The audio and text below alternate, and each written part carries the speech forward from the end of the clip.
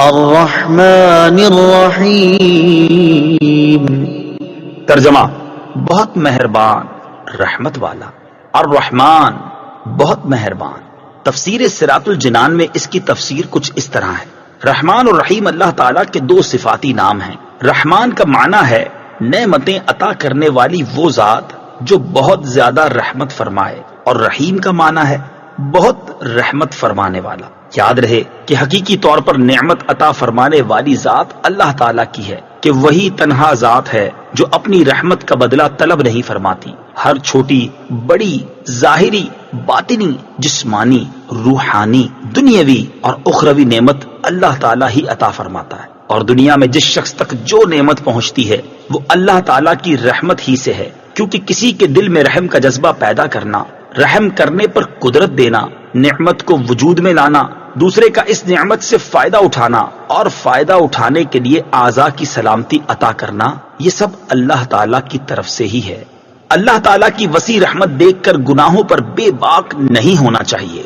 ابو عبداللہ محمد بن احمد قرطبی رحمت اللہ تعالی علیہ فرماتے ہیں، اللہ تعالیٰ نے رب العالمین کے بعد اپنے دو اوصاف رحمان اور رحیم بیان فرمائے۔ اس کی وجہ یہ ہے کہ جب اللہ تعالیٰ نے فرمایا کہ وہ رب العالمین ہے، تو اس سے سننے اور پڑھنے والے کے دل میں اللہ تعالیٰ کی عظمت کی وجہ سے اس کا خوف پیدا ہوا، تو اس کے ساتھ ہی اللہ تعالیٰ کے دو اوصاف رحمان اور رحیم ذکر کر دیے گئے، جن کے ضمن میں اللہ تعالیٰ کی اطاعت کرنے کی ترغیب ہے۔ یوں ترہیب اور ترغیب دونوں کا بیان ہو گیا، تاکہ بندہ اللہ تعالیٰ کی اطاعت کرنے کی طرف اچھی طرح راغب ہو اور اس کی نافرمانی کرنے سے رکنے کی خوب کوشش کرے۔ قرآن مجید میں اور مقامات پر اللہ تعالیٰ کی رحمت اور اس کے عذاب دونوں کو واضح طور پر ایک ساتھ ذکر کیا گیا ہے۔ چنانچہ اللہ تعالیٰ ارشاد فرماتا ہے: نبئ عبادی انی انا الغفور الرحیم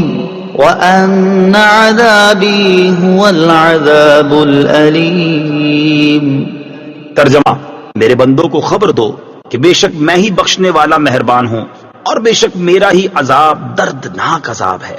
اور ارشاد فرمایا: غافر الذنب وقابل التوب شدید العقاب ذی الطول لا الہ الا هو الیہ المصیر۔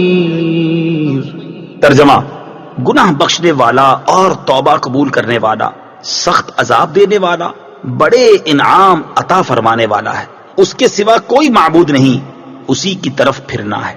نیز حضرت ابو ہریرہ رضی اللہ تعالی عنہ سے روایت ہے، رسول اللہ صلی اللہ تعالی علیہ وسلم نے ارشاد فرمایا: اگر مومن جان لیتا کہ اللہ تعالیٰ کے پاس کتنا عذاب ہے تو کوئی بھی اس کی جنت کی امید نہ رکھتا، اور اگر کافر جان لیتا کہ اللہ تعالیٰ کے پاس کتنی رحمت ہے تو اس کی جنت سے کوئی نا امید نہ ہوتا۔